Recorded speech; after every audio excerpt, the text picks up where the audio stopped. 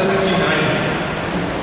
Perché con questi cavalli di sole abbiamo adesso git છે એ આપણે કહીએ એ દુનિયા જે ઊંચી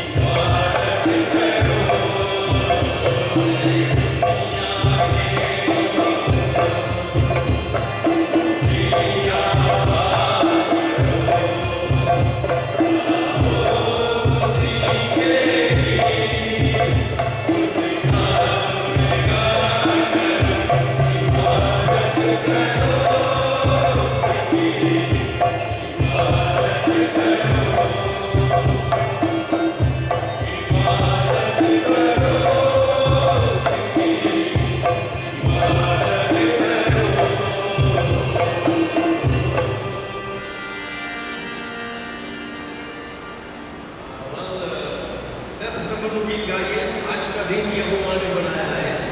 ताली बजाए गाइए, ताकि यहाँ थोड़ा लेट आ जाए।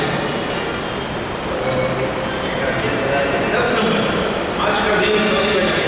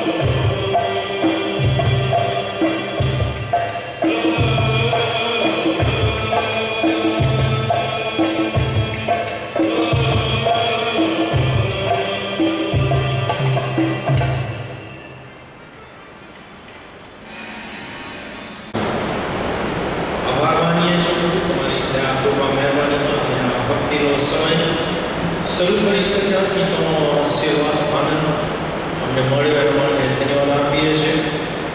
અને હવે પછીનો સમય તમારા વચનો વાંચવાનો, સમજવાનો, સમજાવવાનો સમય તમારા નામમાં અમારા માટે આશીર્વાદિત કરો.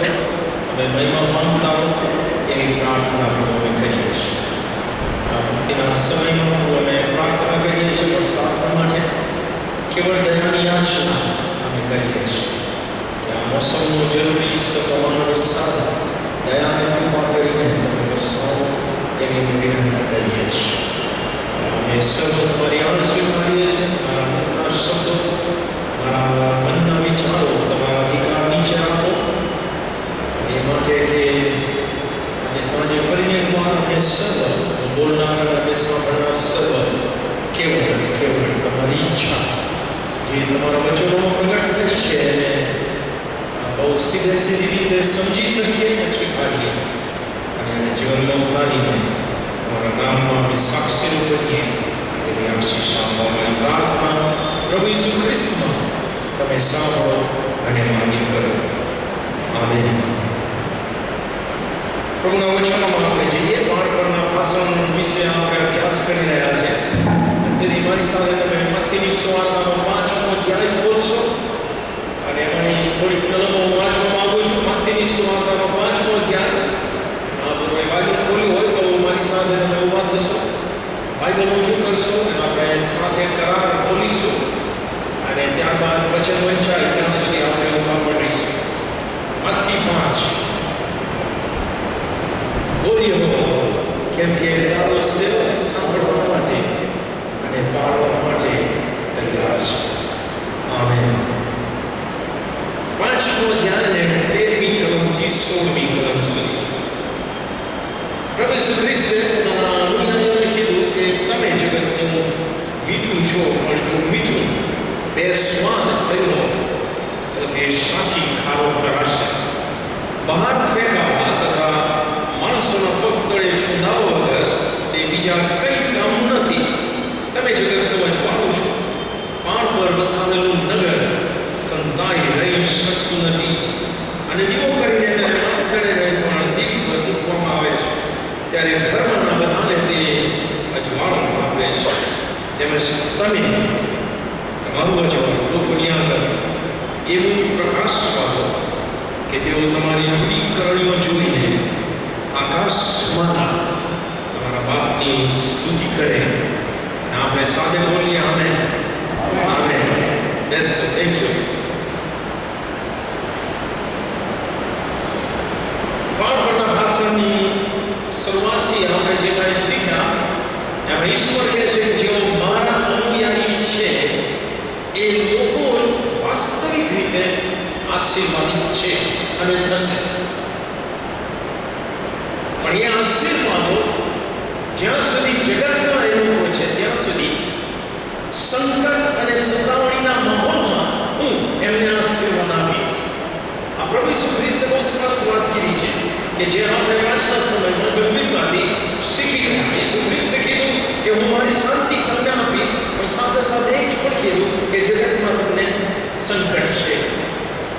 સો શાંતિ અને સંકટ એવું સાથે જાય છે પ્રભુના બાળકો માટે, એમ આપણે પાછલા સમયમાં શીખ્યા.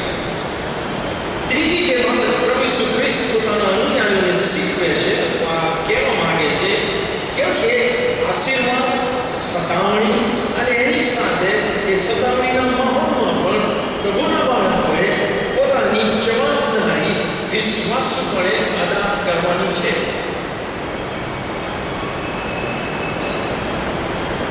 આશીર્વાદની વાત થાય તો વાંધો ના આવે, જવાબદારીની વાત થાય એની સાથે રિસ્પોન્સિબિલિટીની તો થોડીક અકળામણ થાય છે બધાને. પણ અહીંયા તમે જો જવાબદારી ઈસુ ખ્રિસ્તે આપી છે એના શિષ્યોને, એના અનુયાયીઓને, તેની કલમમાં કહે છે તમે જગતનું મીઠું છો. ગયા શુક્રવારે જેવો હતા એમને ખબર છે કે મીઠા વિશે મેં ખાસું બધું કહ્યું હતું, પણ તમે જગતનું મીઠું છો. અને the very presence of salt, મીઠાની હાજરી છે આજુબાજુની બાબતોને સ્વાદિષ્ટ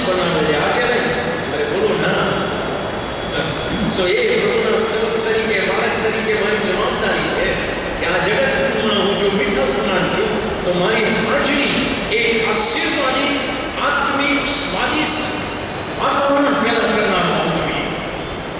અને બીજું જે ગુણ સોલ્ટનો એ પ્રિઝર્વેટિવ તરીકે પણ હોય છે કે જે કાંઈ ડીકે પૌણા બગાડ હોય એને રોકે છે. સો મારી હાજરી આ જગતમાં એક તો આશીર્વાદ લાવનાર હોવી જોઈએ, એટલું જ નહીં પણ જે ઈશ્વરની ઈચ્છા વિરુદ્ધની બાબતો છે એને અટકાવનાર પણ હોવી જોઈએ.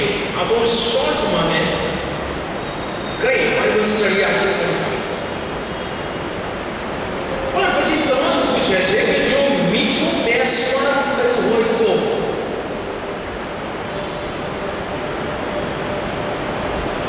એ નકામું છે, યુઝલેસ. અને લુક 14 તો ઈસુ ખ્રિસ્ત કહે છે કે ખાતરના કામમાં પણ આવતું નથી, એને બહાર જ નાખી દેવાનું અને માણસો એના ઉપર થઈને જાય નકામું. It's good for nothing. પ્રભુના બાળકની સાક્ષી બગડે એવું જો એના વિચાર વાણી અને વર્તન હોય તો એ પ્રભુના બાળકની સાક્ષી બેસ્વાદ થઈ ગઈ છે. એ ના આશીર્વાદિત માહોલ પેદા કરી શકે છે, ના એ દુષ્ટતાને રોકવામાં મદદરૂપ થઈ શકે છે. અને આવી પ્રભુની પાછળ ચાલનાર વ્યક્તિઓ એ નકામી છે, યુઝલેસ. જો નકામા ચાકર માટે પ્રભુ ઈસુ ખ્રિસ્તે એક જગ્યાએ કીધું એ નકામા ચાકરને બહારના અંધકારમાં ફેંકી દો કે જ્યાં રડવું અને દાંત પીસવું થાય. પણ આપણે એ સાંભળવા માંગીએ છીએ પ્રભુ પાસેથી કે શાબાશ સારા તથા વિશ્વાસુ ચાકર. યસ ઓર નો? સો આ આપણી જવાબદારી છે માનવો, જ્યારે આપણે આ જગતમાં છીએ, આપણે જ્યાં પણ છીએ, એ ઘર હોય, આપણું કુટુંબ હોય, અડોસ પડોશનો માહોલ હોય, સમાજ હોય, wherever we are, આપણે મીઠા સમાન આ જગતમાં બની રહેવાનું છે પ્રભુના અનુયાયી તરીકે. ત્યાર પછી પ્રભુ ઈસુ ખ્રિસ્તે 15મી કલમમાં કીધું કે પાર પર વસાવેલું નગર સંતાઈ રહી શકતું નથી. એ સમયે મોટા ભાગના કિલ્લેબંધવાળા નગરો એ પાર પર બાંધવામાં ડુંગર પર. યસ ઓર નો? તીર કામઠાથી ને તલવારથી લડાઈઓ થાય અને એની પાછળ ઘણા કારણો. દુશ્મનોને જોઈ શકાય, દુશ્મનોને ઉપર ચડતા તકલીફ પડે, એ લોકો ઉપર આવે પહેલા એમના ઉપર હુમલો થાય વગેરે વગેરે. પાર પર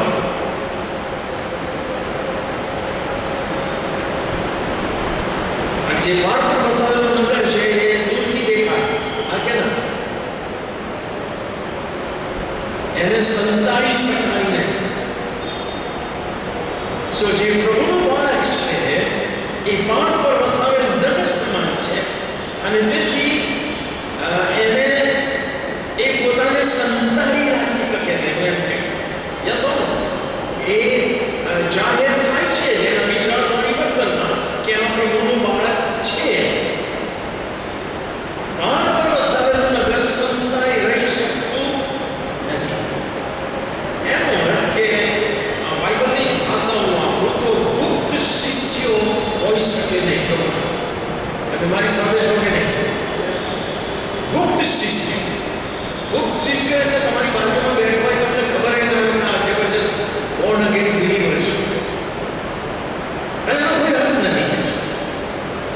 ગુપ્ત શિષ્ય, કારણ કે જે રિયલ શિષ્ય છે એ પાર પર વસાવેલ નગર સમાન છે અને એ બધા એને જોઈ શકે છે, એને અનુભવી શકે છે. તમે જો સુવાર્તાનો અભ્યાસ કરો, બેઝિકલી યોહાનની સુવાર્તા, તો ત્યાં બે શિષ્યો એ ગુપ્ત શિષ્યો હતા. ઈસુ ખ્રિસ્તમાં એવું સ્પષ્ટ લખ્યું છે. પણ જ્યારે સમય આવે ત્યારે એ લોકો જાહેરમાં આવી જાય છે.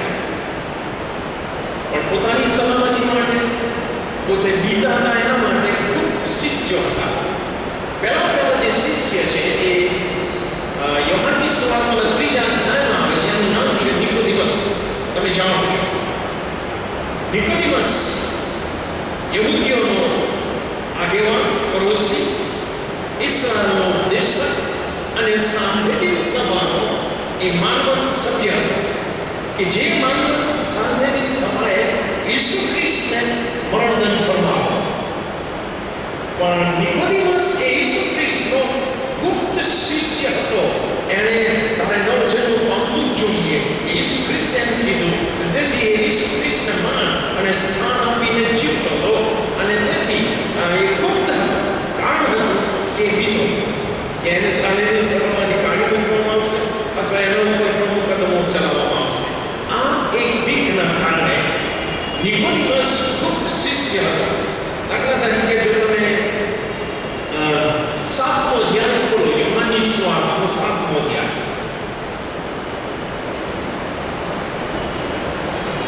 જે આગળનો છે ઈસુ ખ્રિસ્તની જાસૂસી કરવા મોકલે છે અને પછી એ લોકો રિપોર્ટ લઈને આવે છે.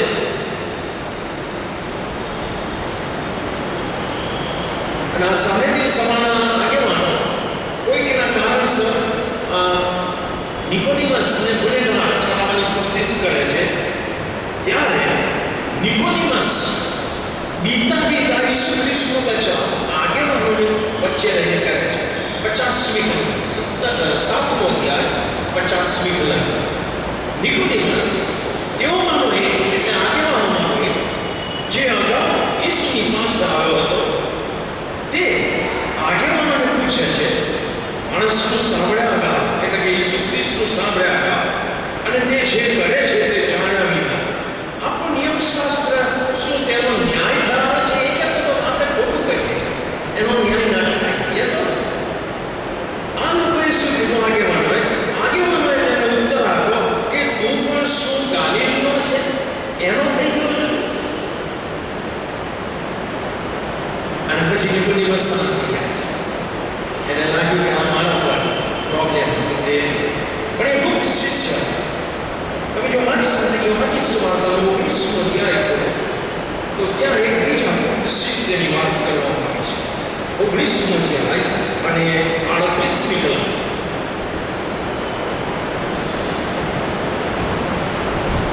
આ વિના પછી અરિમથાઈનો મિશ્ર જે ઈસુનો એક શિષ્ય હતો પણ યહૂદીઓના ધાકને લીધે ગુપ્ત રીતે શિષ્ય હતો. લખ્યું છે અને બોલો ના, ગુપ્ત રીતે શિષ્ય.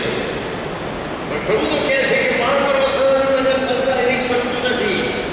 અને તેથી જ્યારે આ બે ગુપ્ત શિષ્યોએ ઈસુ ખ્રિસ્તને બધા સમય જાણેલા જોયા અને એમને ખ્યાલ આવ્યો આ તો દેવનો ભગવાન મારા પાપોના લીધે, ત્યારે એમનામાં એક પ્રકારની હિંમત આવે છે અને બીક દૂર થઈ જાય છે. હવે એ સેફ સાઈડ ગેમ રમતા નથી, હવે એક જાહેરમાં આવી જાય છે. કારણ કે ત્યાર પછી તમે વાંચો કે અરિમથાઈનો સબ દોડે છે પિલાતની પાસે અને પિલાતને જઈને કહે છે કે મારે ઈસુની વાત જોઈએ છે. યસ આ બહુ જીગરનું કામ હતું. પિલાત પાસે જઈને ઈસુની લાશ માંગવી એ પિલાતના પણ દુશ્મન થવા જેવી વાત હતી. પણ એ માંગે છે અને પિલાત આપે છે. આ બાજુ નિકોદેમસ જાય છે અને બંને યુસફ અને નિકોદેમસ પદસ્થની નીચે ભેગા થાય છે. અને નિકોદેમસ જાય છે અને જે યહૂદીઓની રીત પ્રમાણે એક બોડીને જે સુગંધીદાર દ્રવ્યો લગાવવાના એ ખરીદી લાવે છે. નિકોદેમસ બોડીને લઈ આવે છે. બંને જણ ભેગા થાય છે. લખ્યું છે કે એ લોકોએ ઈસુની લાશ પદસ્થ પરથી ઉઠાવી એના ઉપર જે પ્રક્રિયા કરવાની હતી એ કરી અને એ લાશને એમણે દફનાવી. એ મને એમ કહે છે કે બાળ પર વસાવેલું નગર સંતાઈ રહી શકતું નથી. તેથી જો આપણે પ્રભુના બાળકો તરીકે જીવતા અને ઘણા જીવે છે, એમનો ઈશ્વર સાથે જબરદસ્ત સંબંધ હોય છે, પવિત્ર જીવન જીવતા હોય છે પ્રભુમાં, પણ એ કોઈને સાક્ષીરૂપ બનતા નથી, કોઈને જણાવવા દેતા નથી કે પ્રભુ ઈશ્વર કહે છે, ઈસુ ખ્રિસ્ત કહે છે મારી ઈચ્છા છે, હું જવાબદારી આપું છું કે તમે સંતાઈને ના પાણ પર વસાવેલા નગર સમાન તમે બનો. ત્યાર પછી તમે જો વાંચો માથી 5માં તો ત્યાં લખ્યું છે 15મી કલમમાં, અને દીવું કરીને તેને માત્ર નહીં પણ દીવી પર મૂકવામાં આવે છે ત્યારે ઘરના બધાને તે અજવાળે.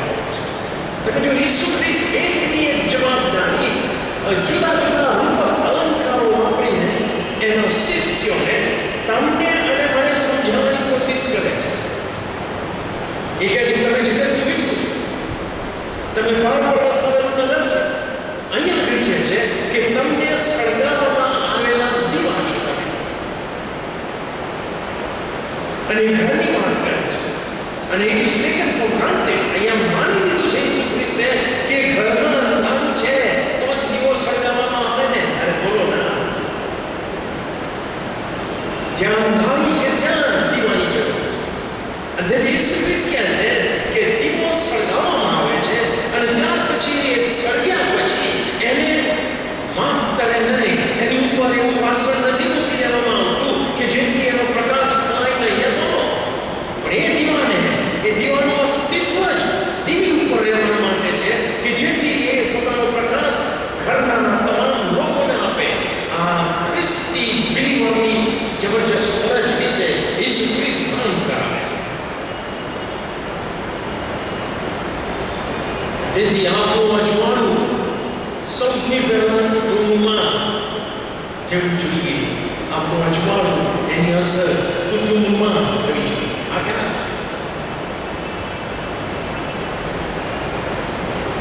ત્યાર પછી ઈસુ ખ્રિસ્તે આ બધાનો નીચો કાઢતા એમ કીધું 6મી કલમમાં કે તમે જગતનું અજવાળું છો.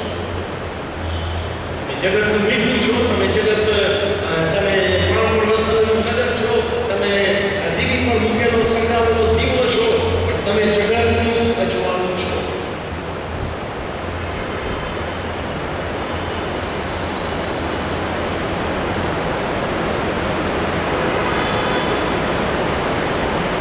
જો બિલીવર આ ઈસુ ખ્રિસ્તે આપેલી જવાબદારી ઈશ્વરની ઈચ્છામાં નહીં સમજે તો એ બિલીવર પ્રભુના રાજ્યની વૃદ્ધિના માટે મદદરૂપ થવાના બદલે અવરોધરૂપ થશે એમ કોઈ શક છે નહીં.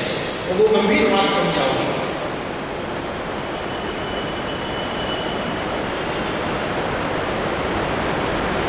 જો હું ઈસુ ખ્રિસ્તે સોંપેલી જવાબદારી ને મારી સમજથી સમજીને જીવીશ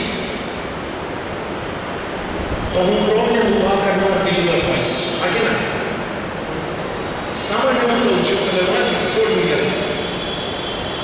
તેમજ તમે તમારું અજવાળું લોકોની આગળ એવું પ્રકાશવા દો કે તેઓ તમારી રૂઢિકરણો જોઈને આકાશમાંના તમારા બાપની સ્તુતિ કરે. અને કઈ પકડાયું જે લાઈન પર જવું છે. જો હું ઉદાહરણ પાડું, હું પ્રભુના નામમાં બિલીવર બન્યો અને આ જવાબદારી મેં સ્વીકારી લીધી, પણ મેં 16મી કલમને મારી રીતે સમજીને સ્વીકારી કે જ્યાં ઈસુ ખ્રિસ્ત કહે છે કે તમે તમારું અજવાળું લોકોની આગળ પ્રકાશવા દો.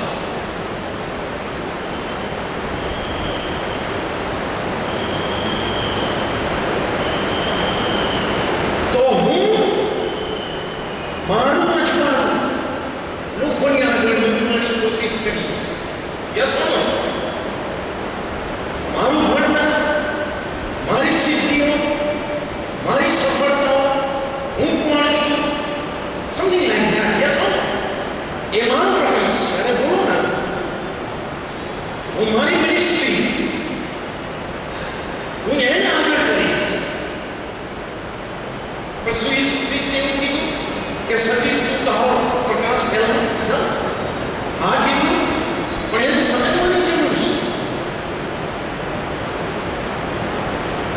આ વસ્તુ સમજવા માટે મારે સવાલ પૂછવાનો છે મારી જાતને અને આને સાધનારને કે મારી પાસે અજવાળું આવ્યું ક્યાંથી?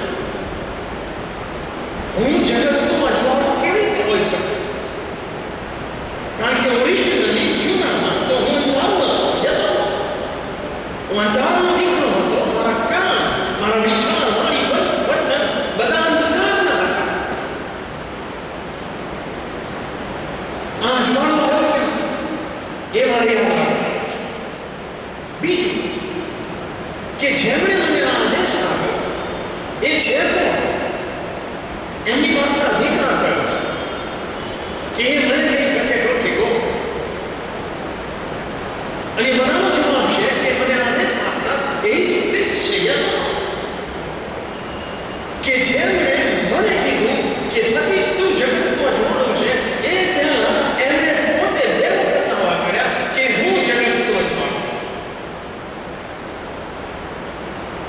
જ્યાં સુધી બીજવાળા એ વસ્તુ નહીં સમજે ત્યાં સુધી એની સાક્ષી તકલીફ ઊભી કરે છે અને પ્રોબ્લેમ ઉભા કરે છે. આ મારું કન્ક્લુઝન છે આપણી સેવાના અંતે. તમે જો મારી સાથે યોહાનની સુવાર્તા અને એનો 8મો અધ્યાય તો ઈસુ ખ્રિસ્તે દાવો કર્યો કે જગતનું અજવાળું તો એ છે.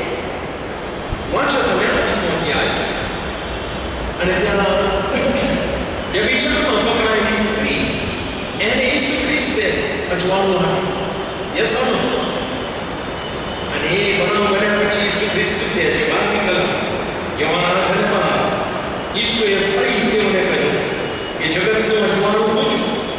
જે કોઈ મારી પાછળ આવે છે તે અંધકારમાં નહીં ચાલશે પણ જીવનનું અજવાળું પામશે. અને જેથી હું જે પહેલા અંધકાર હતો, જ્યારે હું ઈસુ ખ્રિસ્તની પાસે ગયો અને જ્યારે ઈસુ ખ્રિસ્તમાં હું ગયો ત્યારે મારો અંધકાર દૂર થયો અને મને ઈસુ ખ્રિસ્ત જે જીવન છે, આ જે અજવાળું છે એ મને મળ્યું. યસ ઓર નો? અને તેથી મારું જે અજવાળું છે જેની પ્રભુ વાત કરે છે એ મારું પોતાનું નથી, મને આપવામાં આવેલું જીવન કે જીવન અજવાળું છે. આ બિલીવરે હંમેશા યાદ રાખવાની વાત છે, નહીં તો એ સાઈડ ટ્રેક થઈ જશે, એમાં કોઈ શક છે નહીં. યોહાનની સુવાર્તાનો 9મો અધ્યાય તમે બોલો. યોહાનની સુવાર્તાનો 9મો અધ્યાય તમે બોલો. અને ત્યાં આગળ એક જન્મથી અંધ વ્યક્તિ વિશે લખવામાં આવ્યું છે. અને શિષ્યો હંમેશની રીત પ્રમાણે ખોટા ડિસ્કશનમાં જતા રહે છે. આ અંધ વ્યક્તિને જોડે છે અને એવો વિશ્વાસથી નથી જતા કે હમણાં આપણો પ્રભુ એને સાજા કરશે, કારણ કે આપણો પ્રભુ મહાન છે. યસ ઓર નો? સવાલ અંદર અંદર કે છે મેં બી ઈસુ ખ્રિસ્તને પૂછી નાખ્યું કે આ પાપ કોણે કર્યું? એને કે એના મા બાપે. અરે મારો બોલી પાપની વાત તમે હવે ઈસુ શું કહે છે સાંભળો. ઈસુ ખ્રિસ્ત શું કહે છે? વાંચો તમે 5મી કલમ 9મો અધ્યાય. ઈસુ ખ્રિસ્ત કહે છે જ્યારે હું જગતમાં છું ત્યારે હું જગતનું અજવાળું છું. હું આત્મિક અજવાળું પણ આપી શકું છું અને હું દૈહિક દ્રષ્ટિવાળું અજવાળું પણ આપી શકું છું. યસ ઓર નો? જ્યાં સુધી as long as I am in this world, I am the light of the world. Wonderful.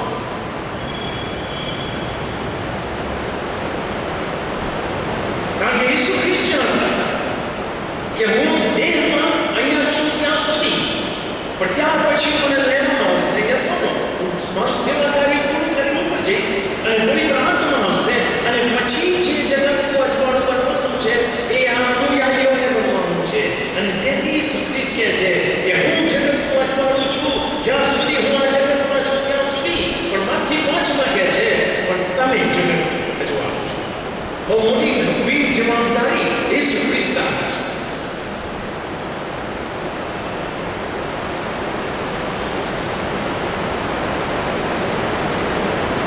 હવે જો બિલીવર આ સત્ય ભૂલી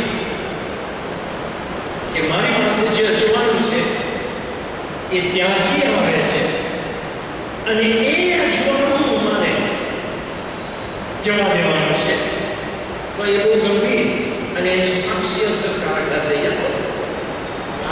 પણ જે આ નહીં સમજે એ એમ જ કહેશે બાપુ હવે આપણે પ્રકાશમાં આવ્યા અને પછી પ્રકાશે જબરજસ્ત પ્રકાશ. તમારું અજવાળું મારું અજવાળું.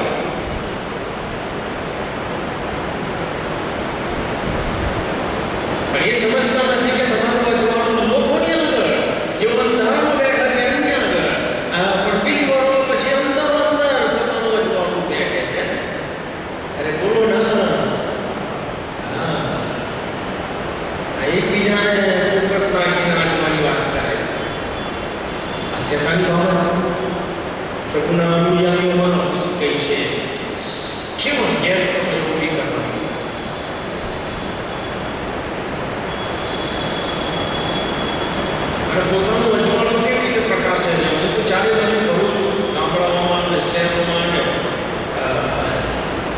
જાતના ગ્રુપ્સ ગાનારા અને ક્વાયર વગેરે જોઈએ છે, પણ અમુક જગ્યાએ છે કે ગીત સાંભળવાનું ગમતું નથી, કાન બંધ કરીને ને એવું આપણને થાય.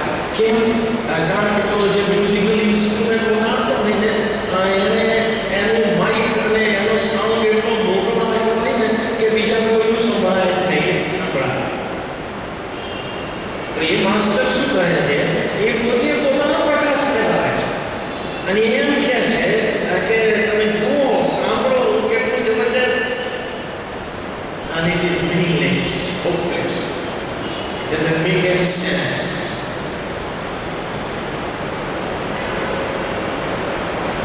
જ્યાં પોતાનો પ્રકાશ ફેલાવવાની વાત છે ત્યાં પ્રોબ્લેમ છે, બહુ મોટા પ્રોબ્લેમ છે. તેથી એને આપણે હું કહું છું કે તમે સેમ હું ડિસ્ટર્બ કરો એટલે બીજી વાર કયા લેવલે છે તમને ખબર પડશે. એનો પ્રકાશ ગાંઠવાની કોશિશ તો કરો.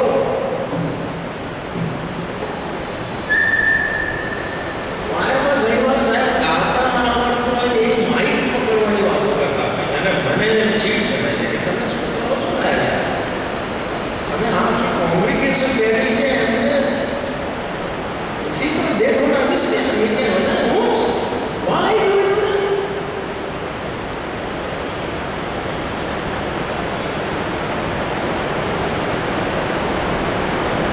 આમાં તો હું કહું કે બાબુ આપણો તો 25 વોલ્ટનો છે બલ્બ. પેલું પોતે કે છે તમે લઈ જાઓ, તમે મારી પાસે 50નો છે. પેલું કોક કે છે મારી પાસે 100નો છે. એમ કોક તમે હેલોજન બધા જાત જાતના માઉન્ટો નીકળ્યા છે.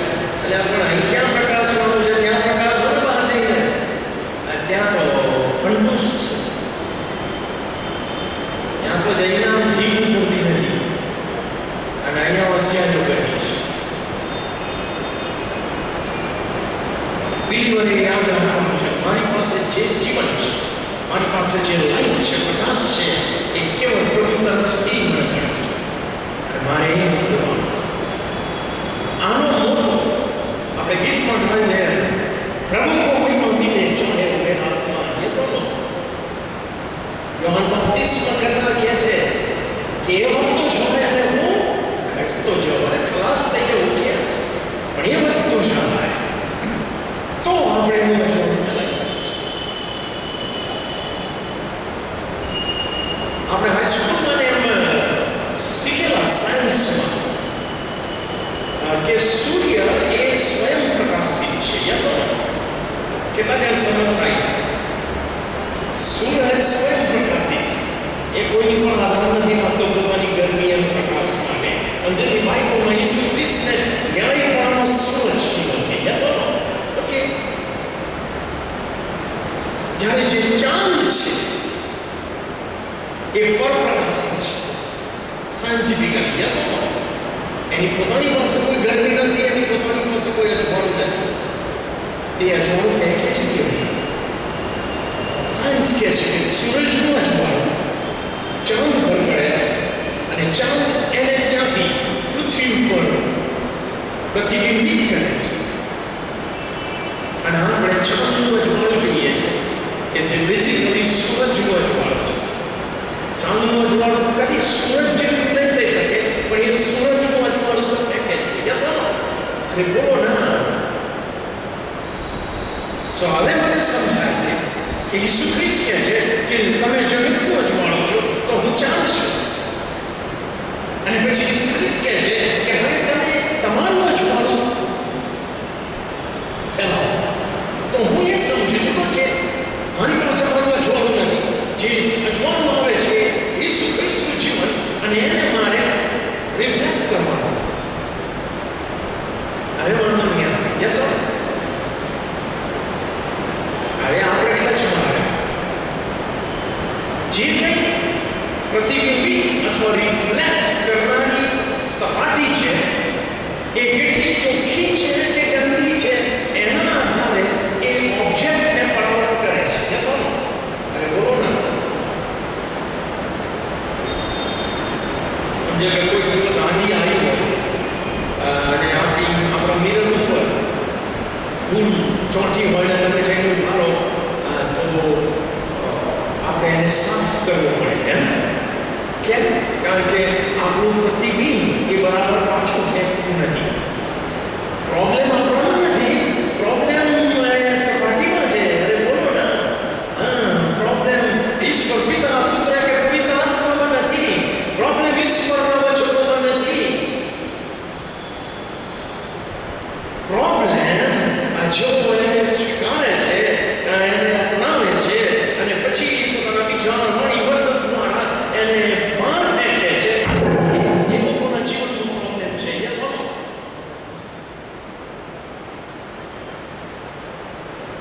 જેથી આ સપાટી પણ ચોખ્ખી હોવી જોઈએ, અંદરથી અને બહારથી.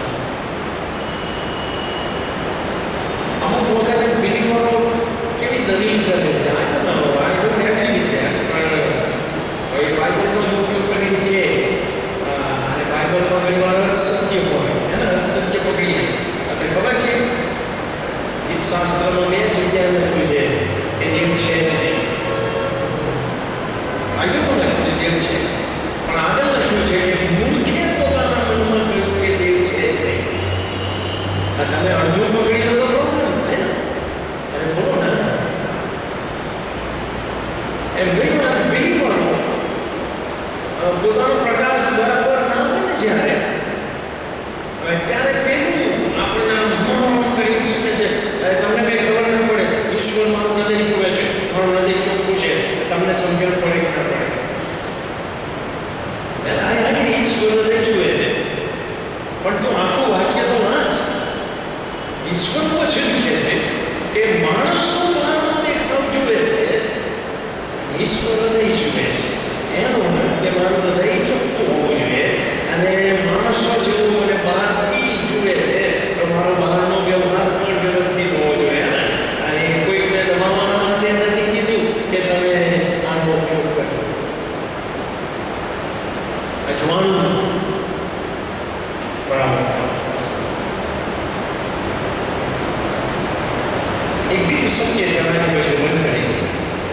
ઈસુ ખ્રિસ્તે જે દાવો કર્યો કે હું જગતનો જ્વાળો છું, એમાં એમણે જાહેર કર્યું કે હું ઈશ્વર છું, હું ઇબ્રાહિમ, ઈસાક અને યાકૂબનો દેવ છું. કારણ કે જો નિર્ગમનનો 3 અધ્યાય તમે વાંચો અને એની 13, 14 અને 15ની કલમ વાંચો તો ત્યાં જ્યારે બળતા જ્વાળા આવે, મૂસાએ ઈશ્વરને સવાલ પૂછ્યો કે લોકો મને પૂછશે કે તારું નામ શું છે? તારું નામ મને જણાવો. ઈશ્વર કહે છે કે જ્યાં ઇસ્લામ લોકોને જઈને કહે કે હું જે છું એ છું, એણે મને મોકલ્યો છે. લોકોને જઈને કહે કે હું છું એ મને મોકલ્યો છે. સો જ્યારે ઈસુ ખ્રિસ્ત કહે છે કે હું છું, ત્યારે એમ કહે છે કે હું ઇબ્રાહિમ, ઈસાક અને યાકૂબનો દેવ છું. નિર્ગમન 3માં હું છું છોડી દીધું ઈશ્વરે, અને એવો વિચિત્ર નામ લાગે આપણને, આવું કેવું નામ? પણ એના સિવાય બીજું કોઈ આશીર્વાદિત નામ ઈશ્વરનું હોઈ શકે નહીં. કારણ કે હું છું માં આપણા બધા જ પ્રશ્નોના અને પરિસ્થિતિઓના જવાબ છે. અને ઈસુ ખ્રિસ્તમાં પૂરા થાય છે. ઈસુ ખ્રિસ્તે દાવો કર્યો હું છું માં. ઈસુ ખ્રિસ્તે એક જગ્યાએ દાવો કર્યો કે હું જીવનની રોટલી છું અને હું જીવંત રોટલી છું. કારણ કે માણસો ખાલી દહીં રોટલી ખાઈને જીવવાની કોશિશ કરતા હતા, અને ઈસુ ખ્રિસ્ત કહે છે કે હું છું જીવનની રોટલી છું અને હું તમારી આત્મિક સંભાળ લેનાર છું. બહુ માર્મિક વાત ઈસુ ખ્રિસ્તે. બીજો એક દાવો ઈસુ ખ્રિસ્તે કર્યો, હું ખેટાનું બહારનું છું. કીધું કે નહીં? સો હું છું પણ હું ખેટાનું બહારનું છું. કયા ખેટા? આઈઝાયા 53 ખેટાની વાત કરી છે કે આપણે સૌ ખેટાની પેટે ભટકી ગયા છે અને દરેક પોતપોતાને માર્ગે વળી ગયા છે. યસ ઓર નો? સો આ ભટકેલા ભૂલા પડેલા ખેટાઓને વાળાની જરૂર છે અને વાળાનું વિસ્ફોટ માટે દરવાજાની જરૂર છે. ઈસુ ખ્રિસ્ત કહે છે કે હું એ દરવાજો છું, હું છું. તમે જો તમારી મારી જરૂરિયાતોના અનુસંધાનમાં ઈસુ ખ્રિસ્તે વાત કરી છે. આગળ ઈસુ ખ્રિસ્ત કહે છે કે હું ઉત્તમ ખેટાવાળો છું. કેમ? કારણ કે જૂનો કરાર વાંચો ત્યાં આગળ ઈશ્વર કહે છે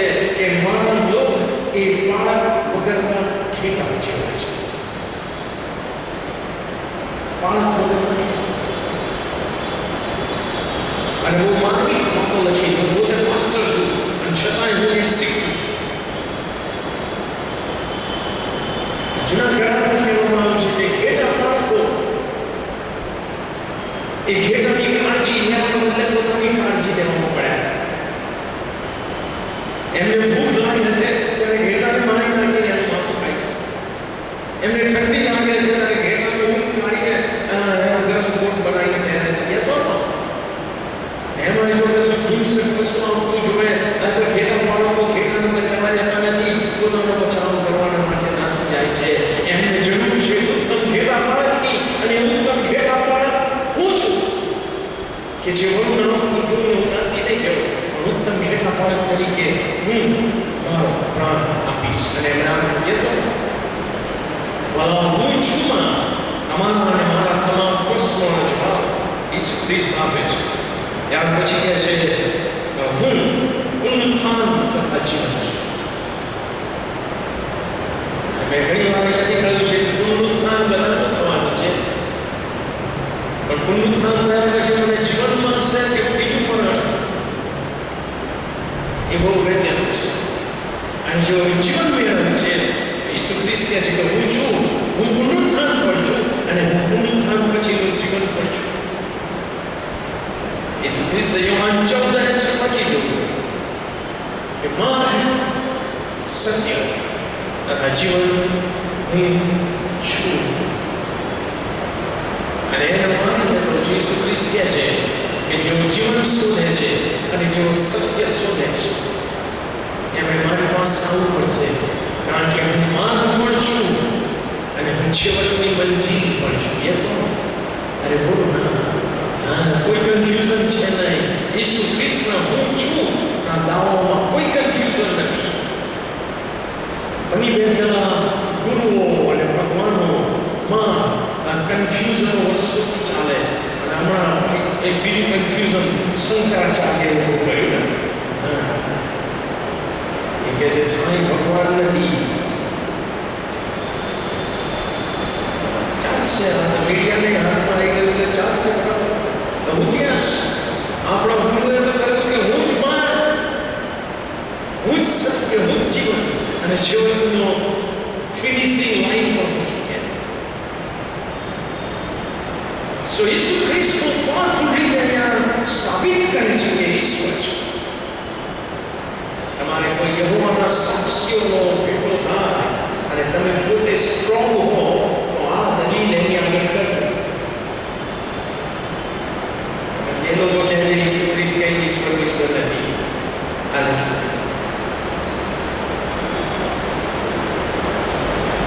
અને એ જ ઈસુ ખ્રિસ્તે દાવો કર્યો કે હું જગતનું અજવાળ છું. કારણ કે આખું જગત પાપના લીધે અંધકારમાં, અને છેલ્લી કલમ કાઢો મારી સાથે યશના 9મો અધ્યાય કે જે મોટે ભાગે વર્ષમાં એક દિવસ વંચાય છે, નાતાલના દિવસે.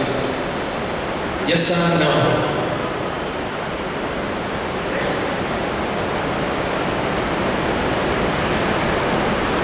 કલમ કે જ્યાં આપણે સારો છોકરો ઉતર્યો છે વગેરે વગેરે ઈસુ ખ્રિસ્તના જન્મની આગાહી, રાઈટ? એને આજની બાઇબલ સ્ટડીમાં શું લેવા દેવા? વાંચો તમે બીજી કલમમાં શું લખ્યું છે? અંધકારના ચાલનાર લોકે શું જોયું છે? મહાન પ્રકાશ જોયો છે. મનુષ્યના દેશમાં પર અજવાળનો પ્રકાશ છે. કારણ કે જ્યારે આખું જગત શૈતાનના તાળમાં, પાપના અંધકારમાં હતું, ઈસુ ખ્રિસ્ત જગતનો અજવાળો બનીને આવ્યા. Yes no? અને એને મહાન પ્રકાશ કહેવામાં આવે છે, ગ્રેટ લાઇટ. જો ઈસુ ખ્રિસ્ત ગ્રેટ લાઇટ છે તો ઈસુ ખ્રિસ્તનો અનુયાયી પણ છે, એક ફક્ત લાઇટ છે. અરે બોલો ના, એ ગ્રેટ લાઇટ નથી, એક કેવળ લાઇટ છે. એને આ ગ્રેટ લાઇટ સ્વીકારીને એને મોકલવાની છે. અરે બોલો ના, યસ ઓર નો? તો કેમ બિલીવરો ગ્રેટ થઈ જવા માંગે છે?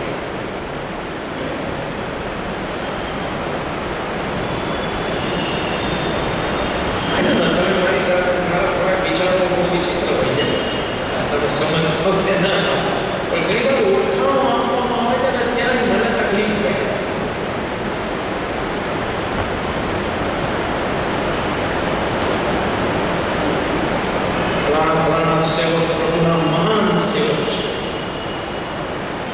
સેવક બધા મહાન હોય કે બધું મહાન હોય.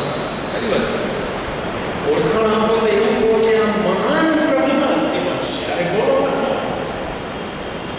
કારણ કે મહાન પ્રકાશ ઈશ્વર છે અને હું કેવળ પ્રકાશ મેળવે તો પ્રકાશ બધો. આ બધી માનસિકતા જ્યાં સુધી બિલીવરોના અંદર નહીં ઘૂસે ત્યાં સુધી બિલીવરો જ ઈશ્વરના રાજ્યના ઠરવાની કોશિશ પડ્યા છે. બહારની તો વાત છોડો, પ્રભુ આપણને બચાવે. યસ ઓર નો? સો પ્રભુ ઈસુ ખ્રિસ્તે આપણને આપણી જવાબદારીનું ભાન કરાવતા કીધું કે આશીર્વાદ હું આપીશ જગતના અંત સુધી. તમારી સાથે જો સંકટ પડશે પણ તમારી જવાબદારી એ રહેશે કે તમે જગતનું મીઠું બની લો, તમે જગતમાં પાર પર વસાવેલા ઘર સમાન બની લો, તમે સળગાવેલો દીવો બની લો અને સંતાઈ રહેશો નહીં.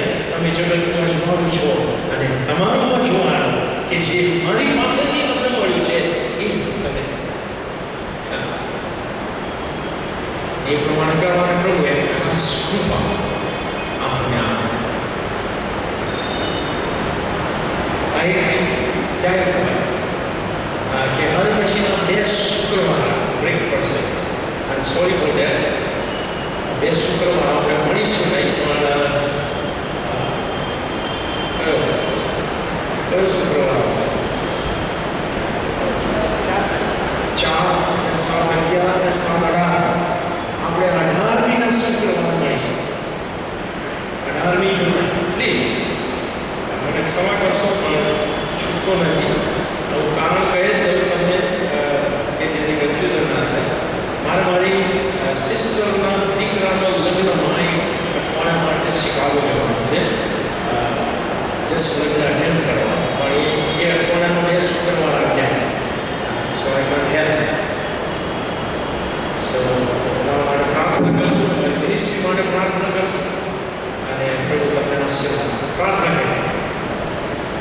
પ્રભુ અમે ધન્યવાદ આપીએ છીએ તમારી કૃપા મહેરબાનીમાં અમે વધુ એક સત્ય સમજ્યા અને હવે સત્ય પ્રમાણે અમે નમ્રતાથી અમારું નહીં પણ તમારું અજવાળું જે અમારી ઉપર પડે છે એને ફેલાવનાર અમારા વિશ્વાસુ અસરકારક સાક્ષીઓ બનીએ એવું સામર્થ્યથી વિસ્તૃત કરો અને અમને જગતમાં મોકલો.